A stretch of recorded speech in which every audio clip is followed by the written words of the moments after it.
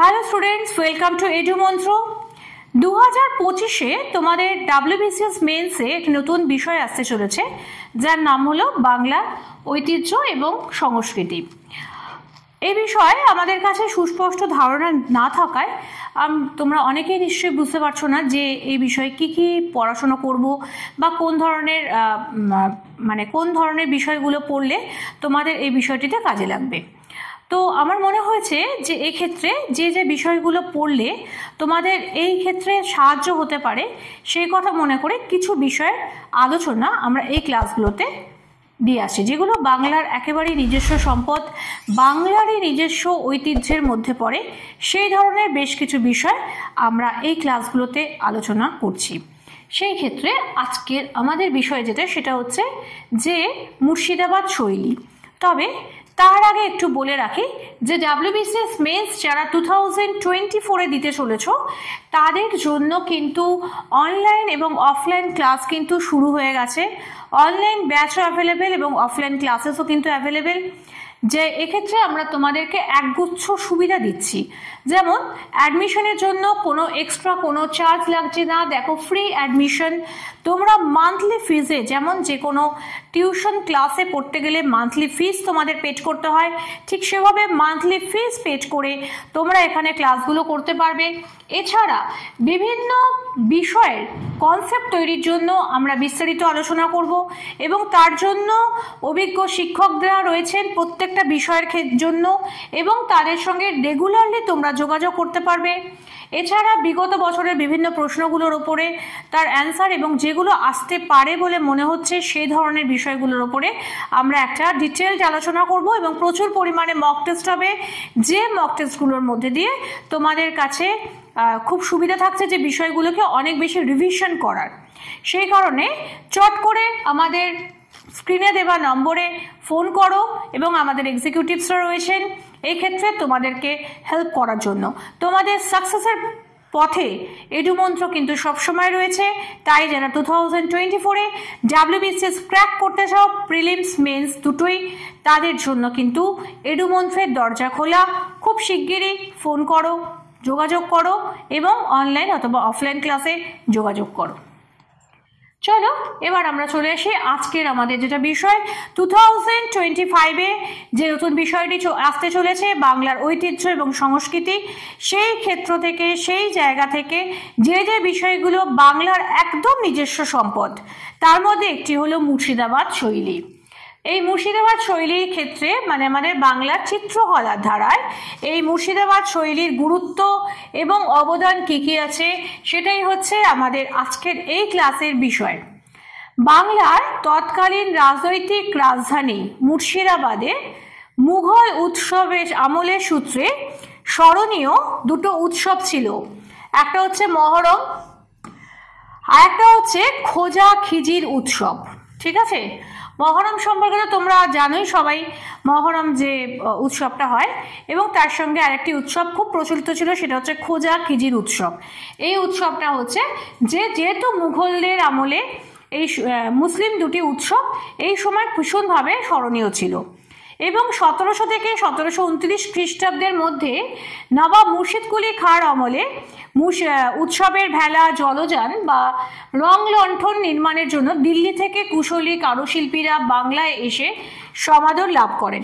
Actually এই যে দুটো অনুষ্ঠান ছিল না, এই মহরম এবং খোজা খিজির উৎসব না, এই উৎসবে বিভিন্ন রকমের অনুষ্ঠান হতো। তার মধ্যে একটা ছিল এই নৌকার প্রতিযোগিতা, ঝাড় লণ্ঠন, বিভিন্ন রকমের যে অনুষ্ঠানগুলোতে বাড়িগুলোতে ঝাড় লণ্ঠন দিয়ে সাজানো হতো, এবং তার জন্য কি করা হতো যে দিল্লি থেকে বা বিভিন্ন জায়গা থেকে, সেখান থেকে বিভিন্ন কারুশিল্পীরা, কাজ যারা শিখতেন সেরকম ধরনের কারুশিল্পীরা বাংলায় আসতেন এবং তারা এগুলো তৈরি করতেন। এবং উৎসবের ভেলা, অর্থাৎ উৎসবে বাংলা তো বিভিন্ন নদ নদীতে খুব সুন্দর সুন্দর ভেলা ভাসানো হতো এবং তার উপর বিভিন্ন রকমের অনুষ্ঠান হতো বা তার উপর প্রতিযোগিতা হতো, তার জন্য কালারফুল তৈরি করা হতো। তো সেগুলো করার জন্য এই উৎসবের ভেলা, জলযান বা রংলণ্ঠন নির্মাণের জন্য দিল্লি থেকে কুশলী কারুশিল্পীরা বাংলায় এসে সমাদর লাভ করেন, এবং এদের নির্মিত অভ্রপাতে এবং আলো শিল্পে কোরআনের বাণী, মসজিদ, গম্বুজ, গাছপালা, নানা রকমের মূর্তি চিত্রিত হতো। এবং এদের যে নির্মিত অভ্রপাতে, অভ্রপাত হচ্ছে যে চৌকো যে বিভিন্ন পাত, হ্যাঁ মানে চৌকো, তখনকার দিনে তো কাগজের ওপর বিশেষ কাজ হতো না, তখনকার দিনে কি হতো যে চৌকো ধাতুর পাতের ওপরে অভ্র দিয়ে সেখানে চকচকে দিয়ে লেখা হতো, তার মধ্যে কোরআনের বাণী হতো। কোনো কোনো সময় গম্বুজের মাথাটা, যে বিভিন্ন যে আমাদের মসজিদের যে মাথার গম্বুজের ওপরটা, সেই গম্বুজের ওপরটা চকচকে অভ্র দিয়ে মানে ইয়ে করে দেওয়া হতো, ভরাট করা হতো, তার ফলে এগুলোকে একদম ঝকঝক করতো, দূর থেকে দেখা যেত, এরকম ধরনের কিছু কাজ করা হতো। এছাড়া মসজিদের জানলাগুলোতে দেখবে যে কালারিং যে কাজগুলো থাকতো, বা সেখানে বিভিন্ন রকমের লণ্ঠন ঝুলানো হতো যেগুলো খুব কালারফুল হতো। এই ধরনের যে কাজগুলো করা হতো, সেই কাজগুলোর মধ্যে কি করা হতো যে কাজগুলোর মধ্যে নানান ধরনের এই ধরনের জিনিস চিত্রিত হতো। বাংলার বহু শিল্পীও এতে কিন্তু অংশ নিতেন, কারণ দেখা যেত যারা আসতেন তারা হয়তো যে কজন আসছেন তার সঙ্গে সঙ্গে তারা হয়তো এখানকার কিছু শিল্পীদেরকে তাদের কাজে তারা সঙ্গে নিতেন। অতএব সেই কারণে যে বহু শিল্পীও কিন্তু এতে অংশ নিতেন, এবং এই লোকশিল্পীদের দান কিন্তু অস্মরণীয়। ন্যাচারাল তারা যখন শিল্পীরা তারা যখন কাজ করছেন, তখন তাদের যে কাজের কিছু প্রভাব এই মুর্শিদাবাদের ওই শিল্পীদের সঙ্গে পড়ছে। তার মানে বুঝতেই পারছো যে এই লোকাল শিল্পীদের যে কাজের যে ধারণা বা কাজের সঙ্গে যে তাদের যে বৈশিষ্ট্য আর ওদের যে বৈশিষ্ট্য, এই দুটো বৈশিষ্ট্য কি হচ্ছে, একটা মেলবন্ধন তৈরি হচ্ছে। তার ফলশ্রুতিতে কি হচ্ছে যে এই লোকশিল্পীরা দেখা যাচ্ছে যে একটা নতুন শৈলী তৈরি হচ্ছে, যেটাকে আমরা বলতে পারি মুর্শিদাবাদ শৈলী। 1720 খ্রিস্টাব্দে আঁকা একটি ছবিতে এই উৎসব চিত্র অপূর্বতায় বিভাসিত, যার মধ্যে মুঘল আর মুর্শিদাবাদ ঘরানার মিশ্র রীতির পরিচয় পাওয়া যায়। তার মানে বুঝতে পারছো যে যারা আসছেন, যেসব শিল্পীরা আসছেন, তারা কিন্তু মুঘল ঘরানাকে সঙ্গে করে নিয়ে আসছেন। কিন্তু তারা যখন এখানে আসছেন একটা বড় ছবি বা বড় কাজ করার সময় তাদেরকে কি করতে হচ্ছে, যে তাদেরকে সেই কাজটা করার সময় এখানকার শিল্পীদের সাহায্য নিতে হচ্ছে। এবং যখনই তারা এখানকার শিল্পীদের সাহায্য নিতে যাচ্ছেন, তখন সেখানে তারা এখানকার যে মুর্শিদাবাদে যে নিজস্ব তাদের ঘরানা বা নিজস্ব যে বৈশিষ্ট্য, সেই বৈশিষ্ট্যের সঙ্গে মুঘল রীতির একটা মেলবন্ধন তৈরি হচ্ছে। এবং এই দুই মেলবন্ধনের ফলে কি হচ্ছে, যেটা নতুন তো ঘরানা তৈরি হচ্ছে, যার নাম হচ্ছে মুর্শিদাবাদ শৈলী বা মুর্শিদাবাদ ঘরানা বা মুর্শিদাবাদের চিত্রকলা চর্চা। আবার চলে আসি মাঝখানে, যে আমাদের শুধুমাত্র WBCS এর প্রিলিমসের জন্য নয়, আমাদের যে মেন্সের যে ক্লাস পরীক্ষাগুলো হবে, সেই পরীক্ষাগুলোর জন্য আমাদের ইংলিশ এবং বাংলা ক্লাস কিন্তু শুরু হয়েছে, যেখানে তোমাদের মেন্সের যে বিষয়গুলো আছে সেই বিষয়গুলির ওপরে খুব সুন্দরভাবে গুরুত্বপূর্ণভাবে তোমাদের লেখাগুলো প্র্যাকটিস করানো হবে, কিভাবে তোমরা লিখবে তার উপরে কিন্তু ক্লাস করানো হবে। এবং এক্ষেত্রে তোমাদের তার জন্য অভিজ্ঞ টিচার্সরা রয়েছেন, এবং যেখানে দেখো তাদের কিন্তু মানে অনলি ফর 700 মান্থলি, অর্থাৎ তোমাদের এর জন্য কোনো আলাদা করে অ্যাডমিশন ফিস দিতে হচ্ছে না। একটা টিউশনের মতন 700 টাকা মান্থলি ফিস দিয়ে তোমরা এই ক্লাসগুলো করতে পারো। এবং ভেরি ফার্স্ট ডে অর্থাৎ প্রথম দিন থেকেই প্রিলিমস দেবার পর প্রথম দিন থেকে প্রিলিমসের সঙ্গে সঙ্গে তোমরা এই মেন্সের ক্লাসগুলো কিন্তু করতে পারবে, যাতে তোমরা প্রিলিমসের সঙ্গে সঙ্গে মেন্স পরীক্ষাতেও খুব সহজভাবে ক্র্যাক করতে পারো। সেই চেষ্টা করব আমরা। ইংলিশ এবং বাংলা এছাড়া অন্যান্য সাবজেক্টগুলোর জন্য তোমাদের কিন্তু ক্লাস শুরু হচ্ছে। শুধু তাই নয়, অপশনাল বেঙ্গলির জন্য আমাদের ক্লাস কিন্তু শুরু হয়ে গেছে, এবং সেক্ষেত্রেও কিন্তু 6 to 8 মান্থসের কোর্স একটা আছে। আমি ক্লাসটা করাচ্ছি অনলাইন অফলাইন দুই হিসেবে ক্লাসটা করানো যেতে পারে, এবং সেক্ষেত্রে এককালীন একটা ফিস তোমাদের দিতে হতে পারে, অথবা তোমরা যদি চাও মান্থলি ফিসও কিন্তু আসতে পারো। এর জন্য তোমাদের যা করতে হবে সেটা হচ্ছে স্ক্রিনে দেওয়া নাম্বারে ফোন করো, আমাদের এক্সিকিউটিভসরা রয়েছেন, তারা তোমাদের এ বিষয়ে আরও বেশি গাইডলাইন দিয়ে দেবেন। চলো আবার আমরা ফিরে যাব আমাদের বিষয় মুর্শিদাবাদ শৈলী। মুর্শিদাবাদ শৈলীর পূর্ণাঙ্গ রূপ দেখতে পাওয়া যায় নবাব আলীবর্দী খাঁর আমলে।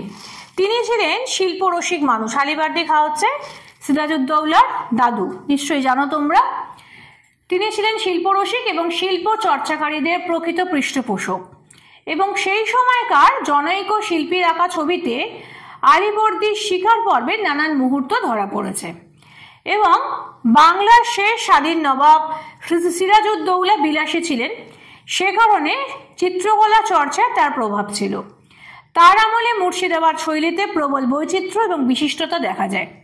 সুতরাং এই সময় ছবিতে বৈচিত্র্য আনতে একটা নতুন ধরনের ভাবনা এলো, সেটা হচ্ছে জ্যামিতিক বিন্যাসে অভূতপূর্ব নতুনত্ব। তাহলে আমরা দেখব যে মুর্শিদকুলি খাঁর আমলে এটা শুরু হলেও এর কিন্তু বৈশিষ্ট্য লাভ করেছিল আলীবর্দী খাঁর আমলে, এবং সিরাজউদ্দৌলা নিজেও যেহেতু বিলাসী মানুষ ছিলেন, তাই তার যে সময়কালে যেটুকুনি সময়কাল তিনি পেয়েছিলেন সেই সময়কালেও কিন্তু মুর্শিদাবাদ শৈলী কিন্তু উৎকর্ষতা লাভ করেছিল।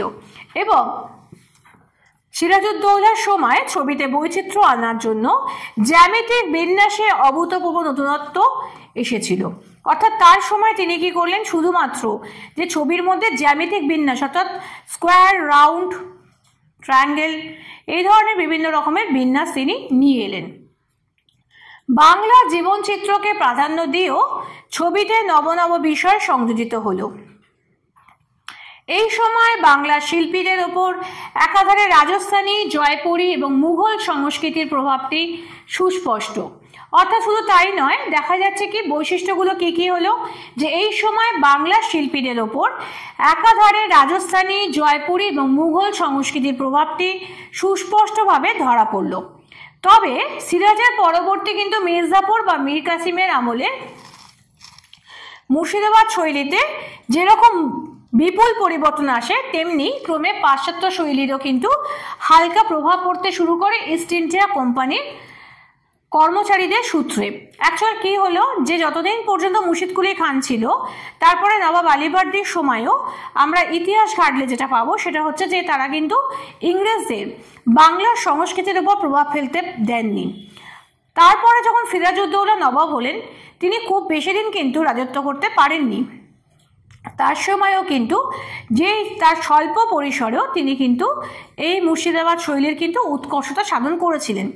কিন্তু পরবর্তীকালে যখন মির্জাফর বা মীর কাসিমের আমল এসে উপস্থিত হলো, সেই সময় দেখা গেল কোম্পানি কিন্তু দ্বৈত শাসন ব্যবস্থা স্থাপন করলো। অর্থাৎ সেক্ষেত্রে নবাবের সমস্ত কাজের ওপরে কোম্পানির একটা ছাপ পড়তে শুরু করলো।